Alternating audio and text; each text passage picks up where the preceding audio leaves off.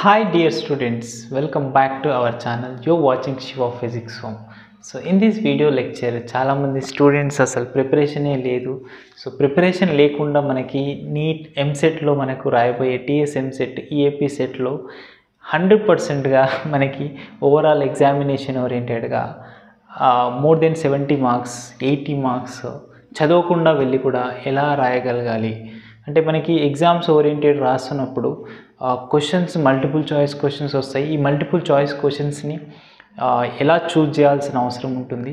So వాటిలో మనం కంప్లీట్గా ఈరోజు డిస్కషన్ చేసే టాపిక్ మీకు తెలిసిందే, దట్ ఈస్ తమ్నైల్ కూడా అర్థమై ఉంటుంది, that is cheat code of EAMCET. So cheat code of EAMCET చాలామంది చెప్పింటారు, బట్ వాళ్ళ వేరియేషన్కి నా వేరియేషన్కి మేబీ ఏమైనా వేరియేషన్ ఉండొచ్చు. చూడండి, సో చీట్ కోడ్ మనం ఫాలో అవుతున్నామంటే we are not at prepare well అని. సో అది మనం ప్రిపేర్ అవ్వకుండా జస్ట్ డైరెక్ట్ ఎగ్జామ్ రాయడానికి వెళ్తున్నాం.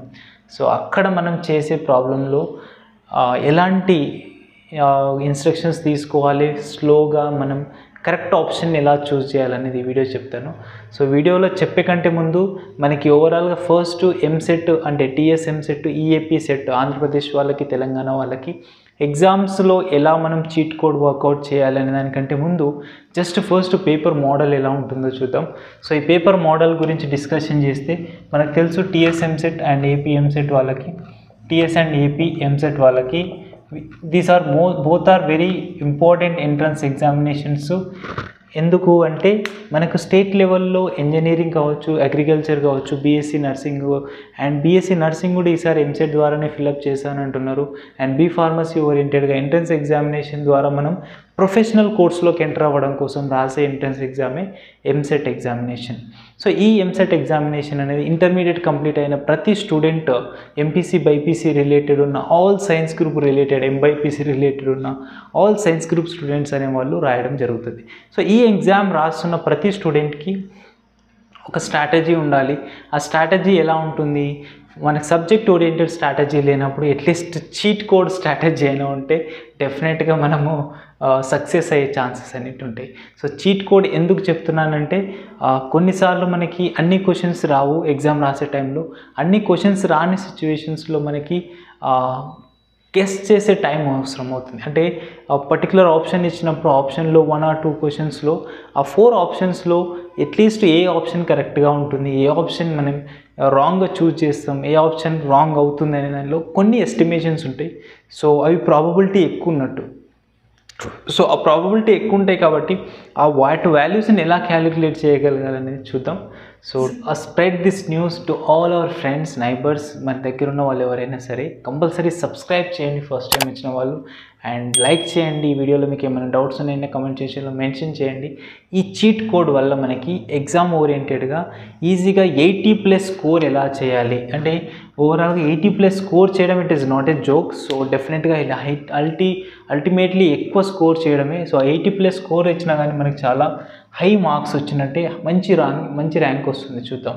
సో ఏ ఎగ్జామ్ తీసుకున్నా సరే తెలంగాణ కావచ్చు, ఆంధ్రప్రదేశ్ వాళ్ళకి కావచ్చు, ఈ 2023 and more than A year తీసుకున్నా సరే చీట్ కోడ్కి ఏదానికైనా ఒకటే చీట్ కోడ్ ఉంటుంది. దీనికి ఇయర్ వైజ్గా చీట్ కోడ్ ఏం చేంజ్ కాదు. ఇప్పుడు మనకి ఇక్కడ పేపర్ డిస్కషన్ చేస్తే వీ హ్యావ్ దట్ పేపర్ అంటే పేపర్ ప్యాటర్న్ ఎలా ఉంటుందని డిస్కస్ చేస్తే ఫర్ ఎంపీసీ వాళ్ళకి కావచ్చు అండ్ బైపీసీ వాళ్ళకి కావచ్చు both are having same marks that we have 160 మార్క్స్కి ఎగ్జామ్ రాస్తాం. ఎంపీసీ వాళ్ళైనా సరే 160 టోటల్ మార్క్స్ అంటే maths physics chemistry, and BiPC వాళ్ళకు బాటనీ జువాలజీ ఫిజిక్స్ కెమిస్ట్రీ కూడా 160 మార్క్స్కి ఎగ్జామ్ రాస్తారు. సో ఈ 160 మార్క్స్కి ఎగ్జామ్ ఎన్ని నిమిషాల్లో రాస్తారు టైం అంటే both every one have that is 180 minutesలో అంటే అరౌండ్గా ఏం చేస్తాం 3 hours examination. So 3 hours examination BiPC MPC వాళ్ళకి కావచ్చు.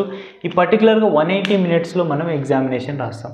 ఈ ఎంసెట్ ఎగ్జామినేషన్ మనకి ఆన్లైన్ ప్యాటర్న్లో జరుగుతుంది. ఆన్లైన్ ప్యాటర్న్ ఎగ్జామినేషన్ కాబట్టి మనకి పేపర్స్ అనేటివి షిఫ్ట్లో వైజ్గా వస్తాయి. అంటే ఒక షిఫ్ట్లో ఒక క్వశ్చన్ పేపర్ వస్తుంది, ఇంకో షిఫ్ట్లో ఇంకో క్వశ్చన్ పేపర్ వస్తుంది, ఇంకో షిఫ్ట్లో ఇంకో క్వశ్చన్ పేపర్ వస్తుంది. అట్లా డేస్ బై డేస్ ఒక రోజులో 2 షిఫ్ట్స్ ఉంటాయి, ఒక రోజులో 2 క్వశ్చన్ పేపర్స్ వస్తాయి. అట్లా నెంబర్ ఆఫ్ క్వశ్చన్స్ ఎక్కువ వస్తుంటాయి. అంటే ప్రాబబిలిటీ ఆఫ్ వెయిటేజ్ అనేది ఎలా చెప్పలేమన్నట్టు. ఎక్కువ టాపిక్స్ ప్రిపేర్ అయితేనే కానీ మనం ఈజీగా క్వశ్చన్స్ అనేవి సాల్వ్ చేస్తాం. బట్ ఇప్పుడు ఇక్కడికి వచ్చేసరికి ఈ 180 మినిట్స్లో అంటే 3 అవర్స్లో 160 క్వశ్చన్స్ అంటే అరౌండ్గా మనకి ఒక్క క్వశ్చన్కి ఈచ్ క్వశ్చన్కి we have a more than 1 minute. So approximately 1 minute అంటే ఎక్కువనే ఉంది. 1 మినిట్ అంటే ఒక క్వశ్చన్ మనం అటెంప్ట్ చేయడానికి 1 మినిట్ 8 సెకండ్ 1 మినిట్ 9 సెకండ్ అలా వస్తుంది అన్నట్టు. అంటే 1 మినిట్స్లో మనం సాల్వేషన్ చేయాలి ప్రతి క్వశ్చన్ని. అంటే బయాలజీ అంటే చూస్ చేస్తూ వెళ్ళొచ్చు, but maths B, physics chemistry కూడా సమ్ టైమ్స్ చూస్ చేయొచ్చు. అప్పుడు మనకి వీటి వాల్యూస్లో ప్రాబ్లమ్ సాల్వ్ చేసిన సిచ్యువేషన్ వచ్చినప్పుడు టైం ల్యాగ్ కన్జ్యూమ్ అనేది ఎక్కువ జరుగుతుంది. సో అప్పుడు మనకి ఎలా ప్రిపరేషన్ చేయాలి అంటే ఎలా యూస్ టైం మేనేజ్మెంట్ చేయాలంటే డెఫినెట్గా 1 క్వశ్చన్కి 1 మినిట్ అని మన మైండ్లో పెట్టుకొని సాల్వేషన్ చేయాలి. సో ఇదంతా మనకు అవసరం లేదు కదా, సాల్వ్ చేస్తున్నాం అని అనుకున్నప్పుడు సాల్వ్ చేయండి. బట్ ప్రతి సబ్జెక్ట్కి 1 అవర్ స్పెండ్ చేయండి. 1 అవర్ స్పెండ్ చేయాల్సిందే. ఫిజిక్స్కి వచ్చేసరికి 1 అవర్, కెమిస్ట్రీకి వచ్చేసరికి 1 అవర్, అండ్ మ్యాథ్స్కి వచ్చేసరికి మోర్ దెన్ 1 అవర్ స్పెండ్ చేయండి. ఎందుకు 180 మినిట్స్ ఉంది కాబట్టి మనకి ఇక్కడ కొంచెం టైం ఎక్కువ ఇవ్వాలి. మ్యాథ్స్ బి రెండు కవర్ చేయాలి. సో ఇక్కడ నుంచి మనకు సబ్జెక్ట్ వైజ్గా డిస్కస్ చేస్తే మనకు మ్యాథ్స్ నుంచి 80 మార్క్ క్వశ్చన్స్ వస్తాయి. సో 80 క్వశ్చన్స్ నుంచి మనం 80 క్వశ్చన్స్ రాయాల్సి ఉంటుంది. Each question have 1 mark. So 160 marks అంటున్నాం కాబట్టి ఒక క్వశ్చన్ 1 మార్క్ క్యారీ చేస్తుంది. And we don't have a negative marks, no negative marks అంటే మనకి ఎన్ని క్వశ్చన్స్ అటెంప్ట్ చేసినా సరే నో నెగటివ్ మార్క్స్. అందుకే మనం ఇక్కడ చీట్ కోడ్ గురించి డిస్కస్ చేస్తాం. అదే JEE means NEET oriented other competitive ఎగ్జామినేషన్స్కి వచ్చేసరికి అక్కడ ఎంట్రన్స్ నెగటివ్ మార్క్స్ పెడతారు వాడు.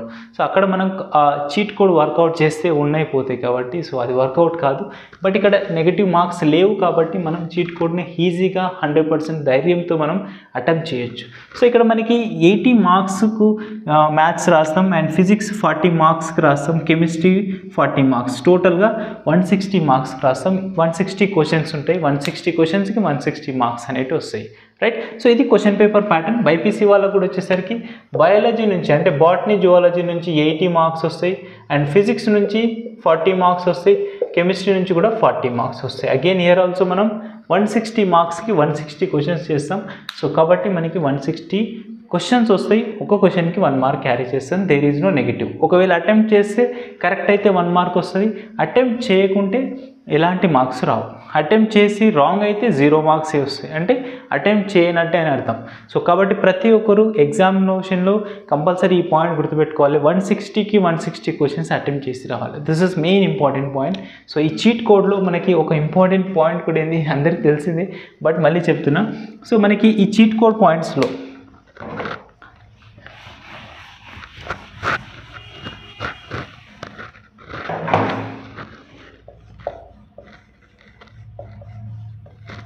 సో ఈ చీట్ కోడ్లో మనం ఫస్ట్ ఎంసెట్కి నెగిటివ్ మార్క్స్ లేవు కాబట్టి ఫస్ట్ పాయింట్ ఏంటంటే డెఫినెట్గా you should attempt all questions. మనకి ఆల్ క్వశ్చన్స్ ఎన్ని ఉంటే అన్ని క్వశ్చన్స్ని అటెంప్ట్ చేసి రావాలి డెఫినెట్లీ. అది చేస్తే మనకి మార్క్స్ అనేటివి వస్తాయా రావా నెక్స్ట్ థింగ్. సో ఇప్పుడు ఇవన్నీ అటెంప్ట్ చేసేటప్పుడు మనం ఏం చేయాలంటే you should attempt all questions. Okay, ఇది ఫస్ట్ రూల్. అంటే 160కి 160 క్వశ్చన్స్ చూస్ చేసి రండి. ఆన్లైన్ ఎగ్జామినేషన్ కాబట్టి మీకు డౌట్ ఉన్నాయంటే ఒక 2-3 టైమ్స్ మాక్ టెస్ట్ రాయండి. మీకు ఫోన్లో అయినా సరే, ల్యాప్టాప్లో అయినా సరే, కంప్యూటర్లో అయినా సరే, ఎక్కడైనా సరే 2-3 టైమ్స్ మా ఆన్లైన్ ఎగ్జామినేషన్ మాక్ టెస్ట్ రాయండి, ఈజీ అవుతుంది. అండ్ సెకండ్ వన్, మనకి ఆప్షన్స్ అనేటివి చాలా 4 ఆప్షన్స్ ఉంటాయి. ఆ 4 ఆప్షన్స్ ఉన్నప్పుడు ఒక్కోసారి ఆప్షన్స్లో అన్ని ఆప్షన్స్తో పోలిస్తే ఒక ఆప్షన్ అనేది డిఫరెంట్గా కనిపిస్తుంది. ఫర్ ఎగ్జాంపుల్ ఒక క్వశ్చన్ ఆప్షన్ తీసుకుందాం. For suppose we have a option answer solve చేసిన తర్వాత 1, 2, 3 and 50 అంటే ఏ ఆప్షన్ ఎంత ఉంది 1, and B option 2, and 3 option 3, and 4th option 50 అని ఉంది అనుకుందాం. అంటే ఇక్కడ ఏమవుతుంది, కంప్లీట్గా 50 అనేది ఇక్కడ 1, 2, 3 అనేది కొంచెం సిమిలారిటీ ఉన్న ఆన్సర్స్ ఉన్నాయి. బట్ ఇక్కడ 50 అనేది 100% వెరీ డిఫరెంట్ ఆన్సర్ ఉంది కదా. సో డిఫరెంట్ ఆప్షన్ ఉన్నప్పుడు ఈ డిఫరెంట్ ఆప్షనే మనకి కరెక్ట్ అనిపిస్తుంటుంది. సో మనకి 3 అనేటివి సిమిలర్గా ఉన్నాయి, వీటిలో చూస్ చేయడం చాలా కష్టమవుతుంది కాబట్టి 3 అనేటివి సిమిలర్గా ఉన్నాయి కాబట్టి ఇది ఒక్కటి డిఫరెంట్గా ఉంది కాబట్టి మనం ఏం చేసేస్తాం, ఇది చూస్ చేసి వస్తాం. బట్ 100% ఇది రాంగ్ మెథడ్. సో ఎప్పుడైనా సరే ఈ సెకండ్ పాయింట్ ఏంటంటే ఆడ్ క్వశ్చన్ ఏదైనా సరే, ఆడ్ ఆన్సర్ ఏదైనా ఆప్షన్ ఉంటే, ఆడ్ ఆప్షన్ ఉన్నప్పుడు డెఫినెట్గా అది రాంగ్ ఆప్షన్ అవుతుంది.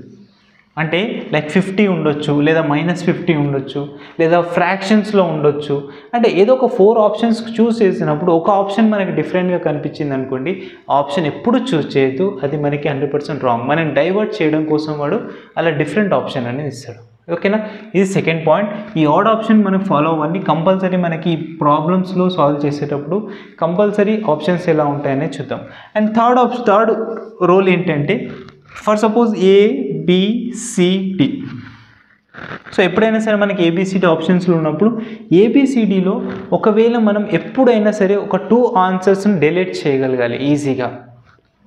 సో అప్పుడు మనకి ఏమవుతుంది, ABCDస్లో డిఫరెంట్ ఆన్సర్స్ ఒకవేళ మనకి షో చేయగలుగుతాయి. అంటే ప్రాబ్లమ్ సాల్వ్ చేసినప్పుడు నియర్ బై ఆన్సర్స్ వచ్చినప్పుడు మనకి అట్లీస్ట్ 2 ఆప్షన్స్ని డిలీట్ చేయగలిగితే, మన బేసిక్ నాలెడ్జ్ని బేస్ చేసుకునో, లేదా అక్కడ ఉన్న ఆప్షన్స్ని బేస్ చేసుకునో, అక్కడ ఉన్న డిఫరెంట్ ఆన్సర్స్ షోయింగ్ని బేస్ చేసుకుని మనం ఒక 2 ఆప్షన్స్ డిలీట్ చేయగలిగితే డెఫినెట్గా మనకి ఇంకా 2 ఆప్షన్స్ని ఈజీగా చూస్ చేయగలుగుతాం. అంటే ఏ అయినా ఉండొచ్చు, బి అయినా ఉండొచ్చు అని అప్రాక్సిమేట్గా మనం చూస్ చేస్తే ఎక్కువ ప్రాబబిలిటీ ఉంటుంది. ఎందుకు 4 ఆప్షన్స్ డిలీట్ చేయడం కష్టం కదా, ఓన్లీ 2 ఆప్షన్స్ డిలీట్ చేయడం చాలా ఈజీ. అంటే మనకు 2 ఆప్షన్స్ డిలీట్ చేయగలగాలి. Okay, this is one of the third rule. And next fourth rule. So ఈ 3 ఆప్షన్స్ ఎలా డిలీట్ చేయగలగాలి అని అంటే, మనకు పర్టికులర్గా మనకి వాట్ ఎవర్ వాల్యూస్ మనకు వస్తున్నప్పుడు ఒకవేళ లెంతియెస్ట్ ఆన్సర్ ఉంది, అంటే లాంగ్ ఆన్సర్ లేదా లెంతియెస్ట్ ఆన్సర్ ఉంది అనుకోండి. ఫర్ సపోజ్ మనం చదువుతున్నాం, బయాలజీలో కావచ్చు, ఫిజిక్స్లో కావచ్చు, కెమిస్ట్రీలో కావచ్చు, బాగా లెంతియెస్ట్ ఆన్సర్ వచ్చింది. అంటే అన్ని ఆప్షన్స్తో పోలిస్తే ఒకటి చాలా లెంతీగా ఉంది. సో ఆ లెంతీ ఉన్న ఆన్సర్ డెఫినెట్గా కరెక్ట్ అవుతుంది. సో లెంతియెస్ట్ ఆన్సర్ లేదా lengthiest option will be correct. ఎప్పుడైనా సరే లెంతీగా ఉన్న ఎప్పుడైనా సరే ఆన్సర్ ఉంటే అది మనకు కరెక్ట్ అవుతుంది. సో దాన్ని ఒక్కసారి చూస్ చేయండి. కంపల్సరీ 60 to 70% ప్రాబబిలిటీ ఉన్న టాపిక్ అంటే ఆప్షన్ అది ఎక్కువ లెంతియెస్ట్ ఉన్నప్పుడు. ఓకేనా, this is one of the fourth rule. And next fifth rule ఏంటి అంటే, ఒకవేళ మనకు ఆప్షన్లో అసెట్స్ అండ్ రీజన్స్ బేస్ చేసుకొని క్వశ్చన్స్ వస్తాయి. అసెట్స్ అండ్ రీజన్స్ బేస్ చేసుకొని వచ్చినప్పుడు మోస్ట్ ప్రాబబుల్లీ మనకి క్వశ్చన్స్ ఎలా ఉంటాయంటే, అసెట్స్. So A and B are correct, అంటే అసెట్స్ and reasons are correct. So A is a reason for B and R A is a reason for B, B is a reason for A అని అలా చెప్తుంటారు అన్నట్టు. So డెఫినెట్గా అందులో అది correct అవుతుంది. అసెట్స్ అండ్ రీజన్స్లో A is a reason for B and A, B's are true. A and B are true, A, B's are A reason for B. So ఇలా అసెట్స్ అండ్ రీజన్ క్వశ్చన్లో వచ్చినప్పుడు సో మోస్ట్ ప్రాబబిలిటీ ఉన్నదంటే అసెట్షన్ and reasons. So ఈ క్వశ్చన్స్లో మనం డెఫినెట్గా follow అవుతున్నామంటే, for suppose ఈ assets ఇస్తాడు, ఒక పాయింట్ ఇస్తాడు, అండ్ రీజన్ ఒక పాయింట్ ఇస్తాడు. సో ఈ రెండు కరెక్ట్ అంటాడు, ఈ రెండు కరెక్ట్ అంటూ వీటికి ఇది ఎక్స్ప్లెనేషన్ అంటాడు, అది కరెక్ట్గా అవుతుంది.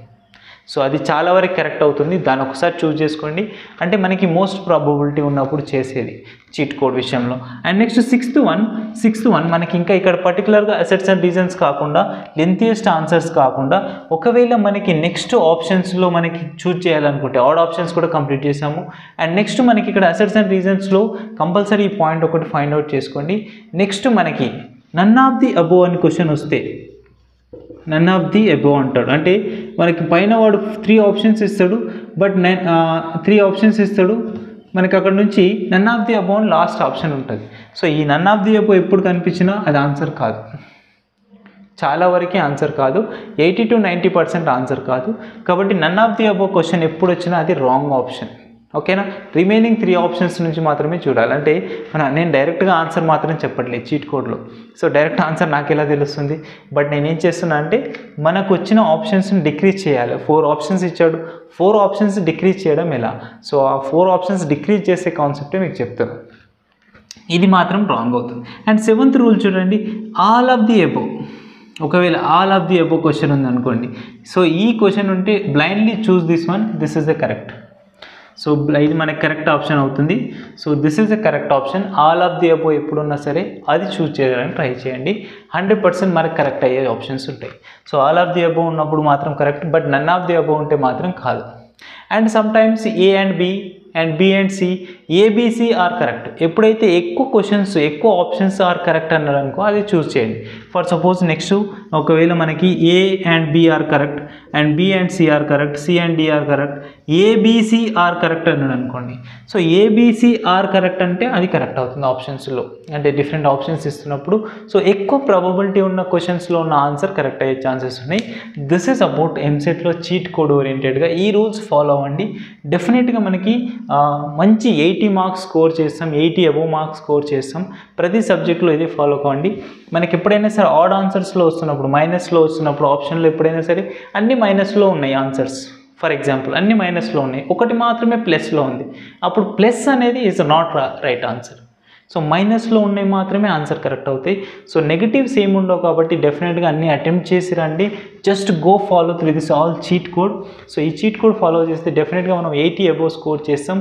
అండ్కు మనకి మార్క్స్ ర్యాంక్ కూడా 10,000 బిలో కంపల్సరీ రావడం జరుగుతుంది ఈ చీట్ కోడ్ వర్కౌట్ చేస్తే. కొంతమంది ప్రిపేర్ అయిన వాళ్ళు ఉంటే ప్రిపేర్ అయిన వాళ్ళు కూడా చీట్ కోడ్ ఫాలో అవ్వచ్చు ఎప్పుడు మనకి రాని క్వశ్చన్స్ ఉన్నప్పుడు. Okay, hope you guys are like this video. డెఫినెట్గా లైక్ చేయండి, షేర్ చేయండి, సబ్స్క్రైబ్ చేయండి, మీ ఫ్రెండ్స్కి షేర్ చేయండి. Okay, thank you so much.